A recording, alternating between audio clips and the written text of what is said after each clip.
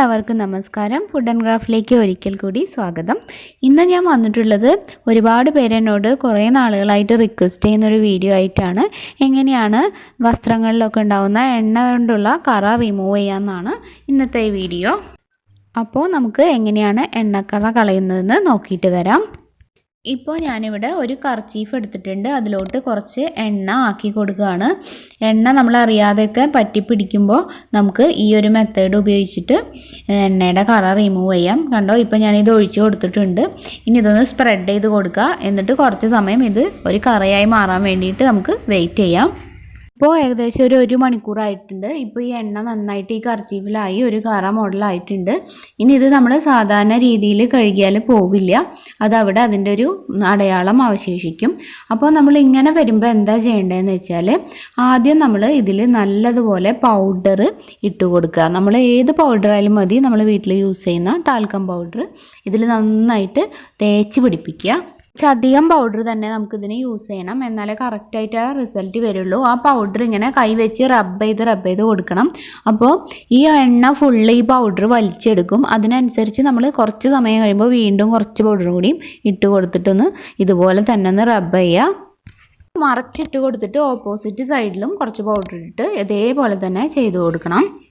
ഇങ്ങനെ തേച്ച് പിടിപ്പിച്ച ശേഷം നമുക്കതൊരു 10-20 മിനിറ്റ് അങ്ങനെ തന്നെ വെക്കാം. അതായത് ആ പൗഡർ ഫുള്ളായിട്ട് ആ എണ്ണേനെ വലിച്ചെടുക്കാൻ വേണ്ടിയിട്ടാണ് കുറച്ച് സമയം നമ്മൾ കൊടുക്കുന്നത്. അതിൻ്റെ ഇടയിൽ ഇടയ്ക്കൊന്ന് ശ്രദ്ധിക്കുക. നന്നായിട്ട് വെറ്റായിട്ട് പോവുകയാണെങ്കിൽ കുറച്ചുകൂടി പൗഡർ ഇട്ടിട്ട് ഈ സെയിം പ്രോസസ്സ് ഒന്ന് റിപ്പീറ്റ് ചെയ്ത് കൊടുക്കണം. നമ്മുടെ എണ്ണ എത്രമാത്രം ആ ക്ലോത്തിലായിട്ടുണ്ട് എന്നതിനനുസരിച്ചിട്ടാണ് നമ്മൾ പൗഡറൊക്കെ യൂസ് ചെയ്യേണ്ടത്. അപ്പോൾ ഇതൊരു ഏകദേശം അരമണിക്കൂർ കഴിഞ്ഞിട്ടുണ്ട്. കണ്ടോ, ഇനി ഇതൊരു ടൂത്ത് ബ്രഷ് വെച്ചിട്ട് ഈ പൗഡർ ഫുള്ള് ഇങ്ങനെ പതുക്കെ കളഞ്ഞെടുക്കുക. നമ്മൾ ടൂത്ത് ബ്രഷ് നല്ല സോഫ്റ്റ് ആയത് യൂസ് ചെയ്താൽ മതി. അപ്പോൾ അങ്ങനെ നമ്മുടെ ഡ്രസ്സിന് ഒരു കുഴപ്പവും വരില്ല.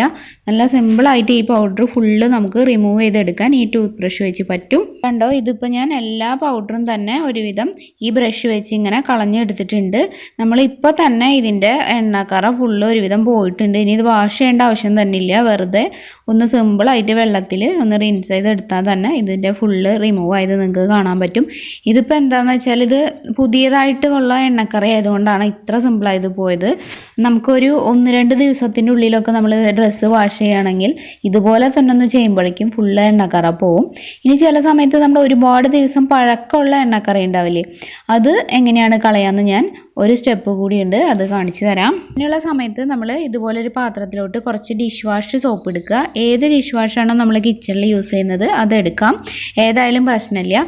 പിന്നെ നമ്മൾ വാഷ് ചെയ്യുന്ന സോപ്പ് പൊടിയില്ലേ, അതും കൂടിയിട്ട് ഇതിൽ മിക്സ് ആക്കിയിട്ട് ഒരു തിക്കായിട്ടുള്ള ഒരു പേസ്റ്റ് ആക്കിയിട്ട് അതിനെ മാറ്റണം. രണ്ടും കൂടി നന്നായി മിക്സ് ആക്കുക.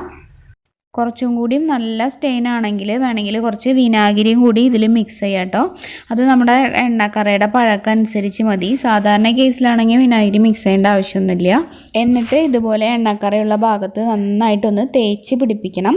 ഈ ഒരു സൈഡിലും പിന്നെ ഈ ഷർട്ട്, ഈ ഡ്രസ്സ് മറിച്ചിട്ടിട്ട് അതിൻ്റെ ഓപ്പോസിറ്റ് സൈഡിലും ഇതേപോലെ തന്നെ ഈ പേസ്റ്റ് തേച്ച് പിടിപ്പിക്കണം. എന്നിട്ട് നമുക്കിതൊരു 1 മണിക്കൂർ അങ്ങനെ തന്നെ വെക്കണം. ഇപ്പോൾ ഇതൊരു 1 മണിക്കൂർ കഴിഞ്ഞിട്ടുണ്ട്. ഇനി നമുക്ക് ഒരു ബ്രഷ് വെച്ചിട്ടും വെള്ളവും കൂടി മിക്സ് ആക്കിയിട്ട് പതുക്കെ റബ്ബ് ചെയ്ത് ഫുള്ളായിട്ട് ഇത് വാഷ് ചെയ്തെടുക്കാം.